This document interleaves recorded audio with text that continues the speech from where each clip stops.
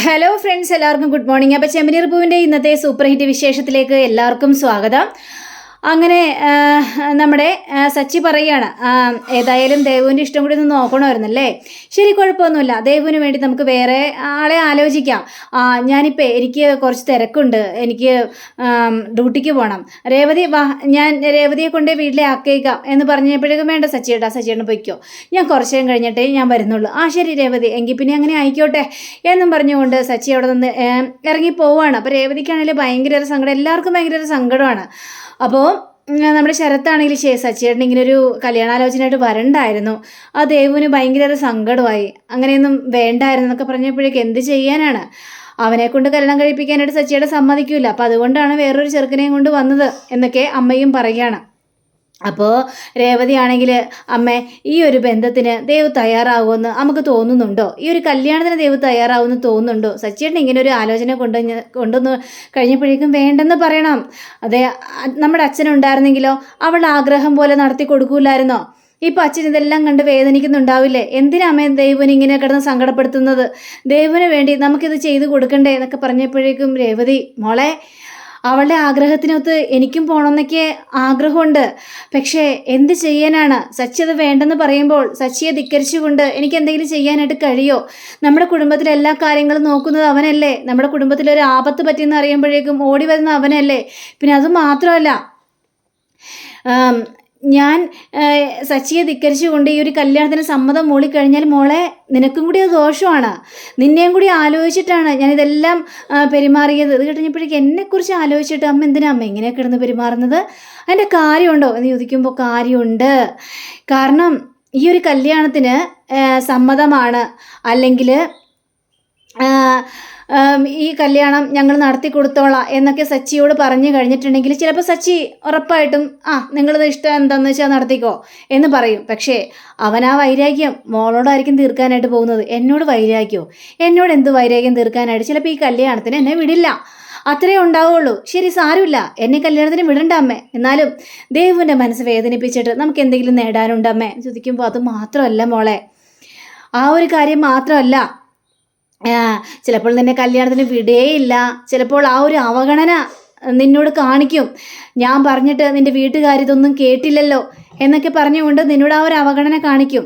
പണ്ടത്തെ സച്ചിയെ നിനക്കറിയാലോ, എത്രമാത്രം നിന്നെ അവഗണിച്ചിട്ടുണ്ട്. ഇപ്പം നിന്നെ സച്ചി സ്നേഹിച്ച് തുടങ്ങിയതേ ഉള്ളൂ. അതിനു മുമ്പ് തന്നെ ഇനി വേറൊരു പ്രശ്നത്തിന് തയ്യാറാവണ്ട മോളെ, അതിന് ഞാൻ സമ്മതിക്കത്തില്ല.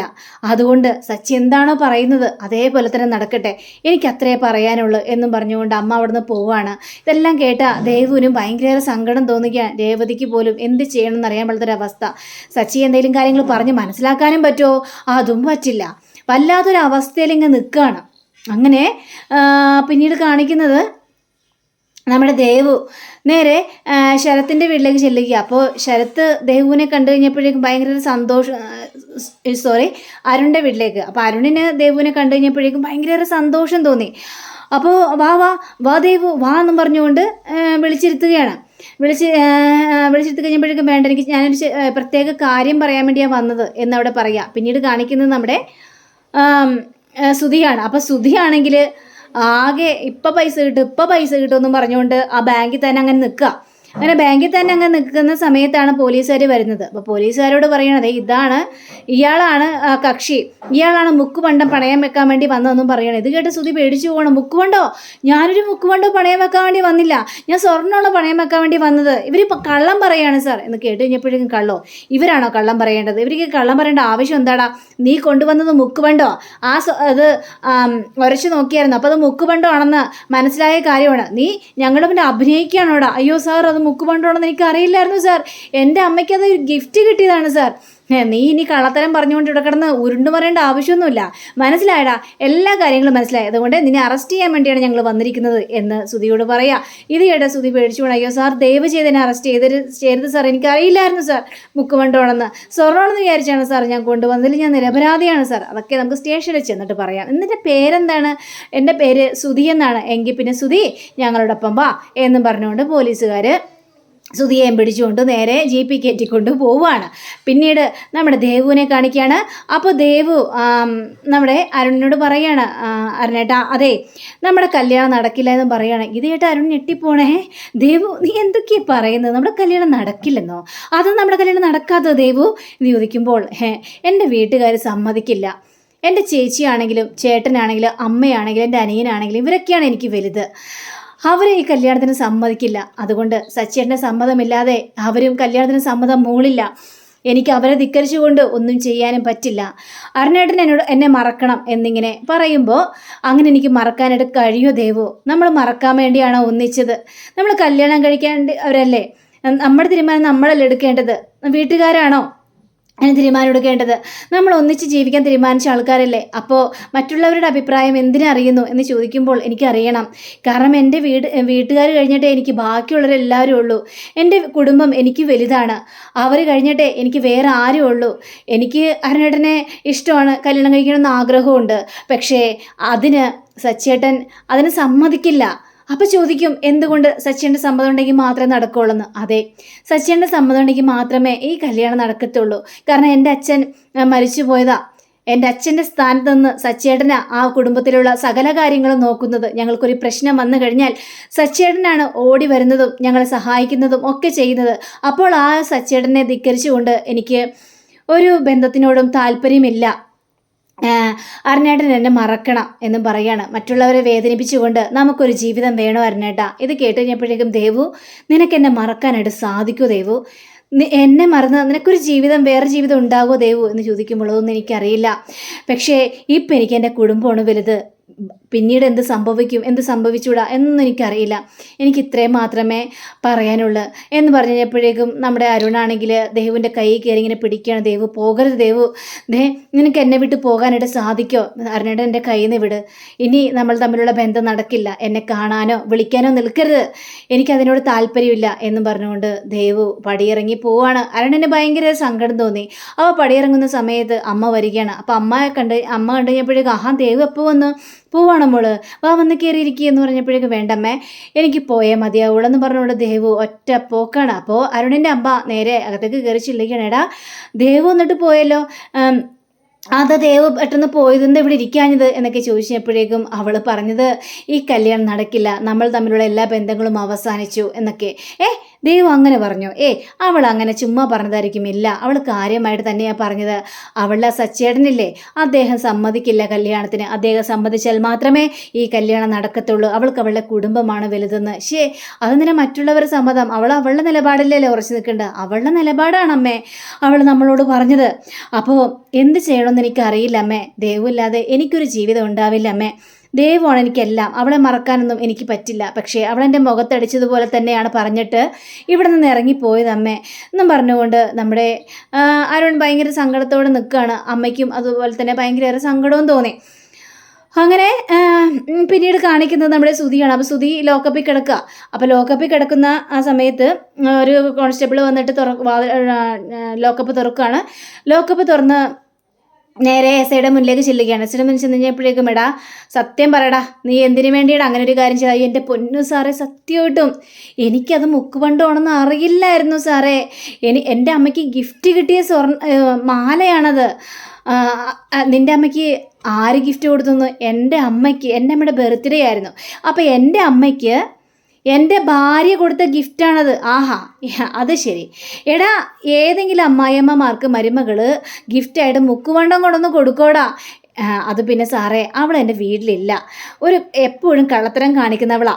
അവളെ എൻ്റെ അമ്മ അടിച്ച് പുറത്താക്കി. ആ ഒരു വൈരാഗ്യത്തിൽ അവൾ അങ്ങനെ ചെയ്തതാ. അപ്പോൾ എൻ്റെ അമ്മയോട് വൈരാഗ്യം തീർത്താണ്.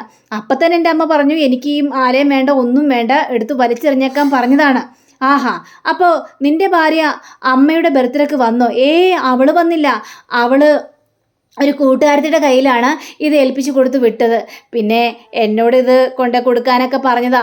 പിന്നെ എനിക്ക് കുറച്ച് കടബാധ്യതകളും കാര്യങ്ങളും ഉള്ളത് കൊണ്ട് ഞാൻ ഈ ഇത് പണയം വെക്കാൻ വേണ്ടി കൊണ്ടുവന്നാണ് എൻ്റെ സാറേ.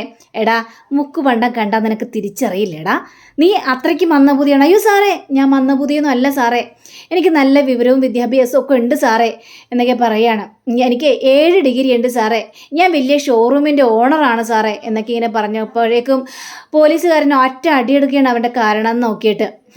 7 ഡിഗ്രി ഉണ്ട്, എന്താണ് നീ ഈ ലെവലിൽ നിൽക്കുന്നത് സാറേ? ഞാൻ പറഞ്ഞല്ലോ സാറേ, അത് രാത്രി കൊണ്ടു കഴിഞ്ഞപ്പോഴേക്കും ഞങ്ങളത് കൂടുതൽ ശ്രദ്ധിച്ചില്ലായിരുന്നു. എന്നിട്ട് നീ രാവിലെ അത് മുക്കുപണ്ടം കൊണ്ട് പണയം വെക്കാൻ വേണ്ടി പോയതാണല്ലോ, എന്നിട്ട് നീ അത് ശ്രദ്ധിച്ചില്ലേ സാറേ? ഞാൻ പിന്നീട് അതിൻ്റെ ഉള്ളിൽ നിന്നും എടുത്ത് നോക്കിയില്ല സാറേ. അത് കണ്ടു കഴിഞ്ഞാൽ ശരിക്കും പറഞ്ഞാൽ സ്വർണം പോലെയല്ലേ തോന്നിക്കുന്നത്. പിന്നീട് ഞാൻ അതിനെക്കുറിച്ചൊന്നും ചിന്തിച്ചില്ല സാറേ.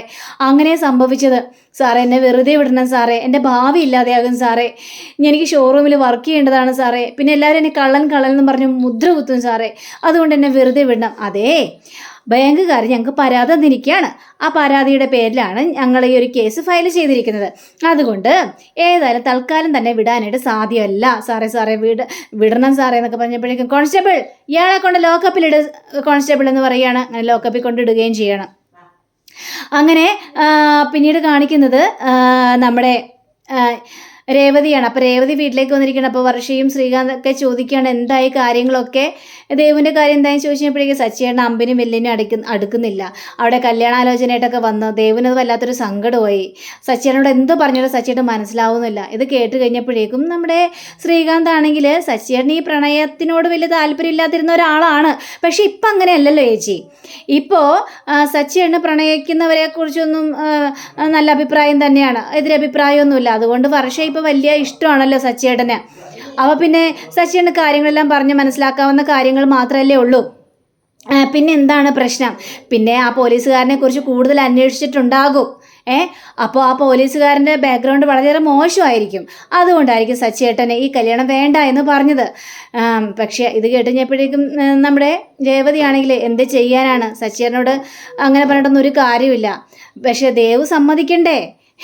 ദേവുവിന് അവനെയാണ് ഇഷ്ടം. നമ്മൾ ദേവുവിൻ്റെ ആഗ്രഹങ്ങളല്ലേ നോക്കേണ്ടത്. ഇനിയിപ്പോൾ ദേവു പറയുന്നത് സച്ചിയേട്ടൻ പറയുന്നത് പോലെ തന്നെ ആയിക്കോട്ടെ, സച്ചിയേട്ടൻ സമ്മതിച്ചാൽ മാത്രമേ ഈ കല്യാണം നടക്കുകയുള്ളെന്ന്. പക്ഷേ അങ്ങനെ ആയാലും കാര്യമില്ലല്ലോ. ഇനിയിപ്പോൾ ഞങ്ങൾ സമ്മതിച്ചില്ലെങ്കിലും ഒരു കണക്കിന് പറഞ്ഞു കഴിഞ്ഞാൽ നിങ്ങളെപ്പോലെ തന്നെ അവരും ഒളിച്ചോടിപ്പോയി കല്യാണം കഴിക്കും. ഇത്രയും സംഭവിക്കാനായിട്ട് പോകുന്നുള്ളൂ. അങ്ങനെയൊക്കെ സംസാരിച്ചുകൊണ്ടിരിക്കുന്ന സമയത്താണ് നമ്മുടെ സച്ചി വരുന്നു ഭയങ്കര സന്തോഷത്തോടു കൂടി തന്നെ. അപ്പോൾ അങ്ങനെയും കാണിച്ചുകൊണ്ടാണ് ഇന്നത്തെ റിവ്യൂ അവസാനിച്ചിരിക്കുന്നത്. അടുത്ത റിവ്യൂവിനെ കാത്തിരിക്കുക, സബ്സ്ക്രൈബ് ചെയ്യുക. എല്ലാവർക്കും നല്ലൊരു ദിനം ആശംസിക്കുന്നു. നമസ്കാരം. Thank you. ബൈ.